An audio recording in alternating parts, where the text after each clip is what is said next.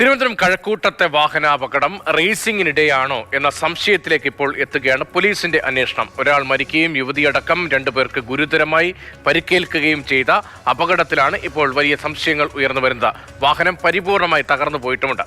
Elevated ഹൈവേയിലെ തൂണിൽ ഇടിച്ചാണ് അപകടമുണ്ടായത്. ഇന്നലെ അർദ്ധരാത്രിയിലാണ് ഈ വാഹനാപകടം ഉണ്ടാകുന്നത്. താർ വാഹനം അമിത വേഗതയിലാണ് എത്തിയത്. നാട്ടുകാരും പോലീസുകാരും ചേർന്നാണ് രക്ഷാപ്രവർത്തനം നടത്തിയത്. ഷിബിൻ എന്നയാളാണ് മരിച്ചത്. ഷിബിനെ കൂടാതെ 5 പേർ കൂടി ഈ വാഹനത്തിൽ ഉണ്ടായിരുന്നു. ഇതിൽ ഒരു യുവതിയടക്കം 2 പേരുടെ നില ഗുരുതരമാണ്. നാട്ടുകാരും പോലീസും രക്ഷാപ്രവർത്തനം നടത്തി ഇവരെ തിരുവനന്തപുരം മെഡിക്കൽ കോളേജ് ആശുപത്രിയിലേക്കാണ് കൊണ്ടുപോയത്. ഷിബിൻ അപ്പോഴേക്കും മരിച്ചിരുന്നു. മാത്രമല്ല ഇപ്പോഴും അവരുടെ നില ഗുരുതരമായി തന്നെ തുടരുന്നു എന്നാണ് നമുക്ക് ലഭ്യമാവുന്ന വിവരം. അമിത വേഗതയിലാണ് വാഹനം എത്തിയത് എന്നുള്ള ഒരു സംശയമുണ്ട്. അതായത് ദേശീയപാതയിൽ അവിടെ ഹൈവേയിലെ ഒരു തൂണിൽ ആണ് വന്നിടിച്ചത്. അവിടെ ഇടിച്ചാണ് ഈ അപകടം ഉണ്ടാവുകയും ചെയ്തത്.